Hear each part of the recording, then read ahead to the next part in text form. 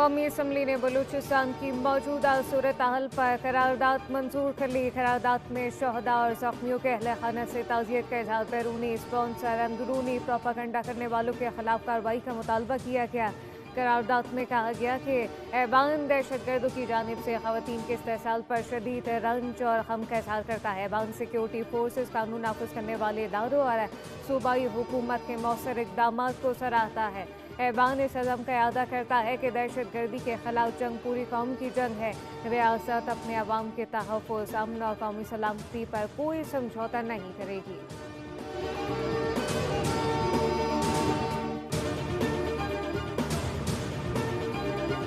दहशतगर्दी का महरूमी या हुकूक से कोई ताल्लुक नहीं। अगर ये हुकूक की जंग है तो शहरियों और इमलाक पर हमलों का क्या जवाब है। मजलूमियत और महरूमी का बयानिया नहीं चलेगा। वज़ीर मुमलिकत तलाल चौधरी का कौमी असम्बली इजलास में इज़हार ख्याल। कहा कि लापता अफराद के नाम पर प्रोपेगेंडा किया जा रहा है। दहशतगर्द हुकूक की जंग लड़ रहे हैं तो फिर अस्पताल, स्कूल, बैंकों पर हमले क्यों करते हैं। तरक्की याफ्ता ममालिक में सबसे कम मिसिंग पर्सन पाकिस्तान में है। तलाल चौधरी ने कहा कि अपोजिशन लीडर ने जाफर एक्सप्रेस वाक़े की मुसम्मत नहीं की। जाफर एक्सप्रेस का वाक़या हुआ, वज़ीर आज़म अगले दिन खुद बलूचिस्तान गए। बलूचिस्तान को जो पैसे मिलते हैं इसका क्या 91% विफाक देता है।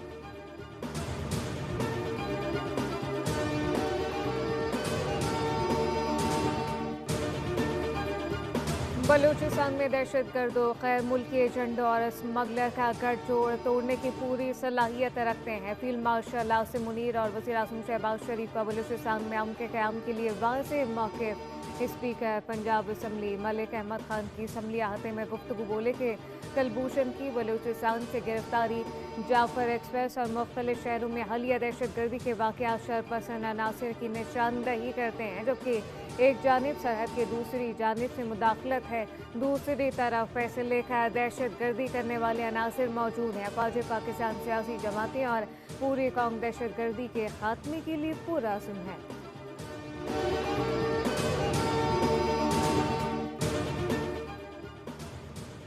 एक तरफ केपी और बलूचिस्तान में दहशतगर्दी है तो दूसरी जानिब लोग माशी मसाइल का शिकार हैं। पाकिस्तान पीपल्स पार्टी के रहनुमा नदीम अफजल चंद और चौधरी मंसूर की मीडिया से गुफ्तगू असवल नदीम चंद ने कहा कि हुकूमत किसान के लिए बिजली का रेट कम नहीं कर रही।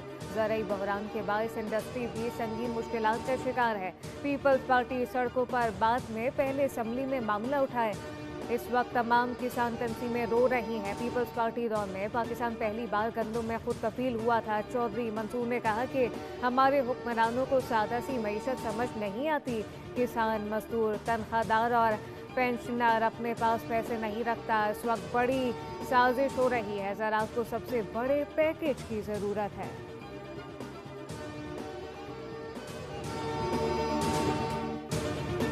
जजेस को जज्बात नहीं, कानून के मुताबिक फैसले करने होंगे। अदालती ज़ाती अखलाकियात या फिर हमदर्दी से कानून की जगह नहीं ले सकती। वफाकी आईनी अदालत ने सिंध हाई कोर्ट का फैसला कलअदम करार दिया। वफाकी आईनी अदालत ने रिमार्क्स दिए कि कानून, ज़ाब्ते या फिर रेगुलेशन में स्पेशल सुपर सप्लीमेंट्री इम्तहान की इजाज़त मौजूद नहीं। अदालती फैसलों की बुनियाद ज़ाती अकायद या फिर सियासी हक़ाइक़ नहीं बन सकते।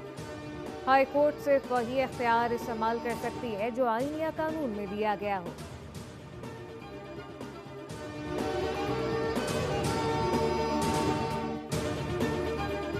और पाकिस्तान में 67% आवाम की अक्सरियत ने बदइनवानी का सामना न होने की तस्दीक कर दी। 31% शहरी हुकूमती इंसदाद बदइनवानी इक़दाम से मुतमईन और 37% गैर जानिबदार रहे। FPCCI ने पाकिस्तान में शफाफियत और एहतसाब से मुतालिक सर्वे के नताइज जारी कर दिए। Index of transparency and accountability इन पाकिस्तान का मुखफ़िफ़ है कि मुल्क की सर्वे 6018 राय दहिंदगान की आरा से मुकम्मल किया गया। 32% राय दहिंदगान ने अदम इत्मीनान का इज़हार किया।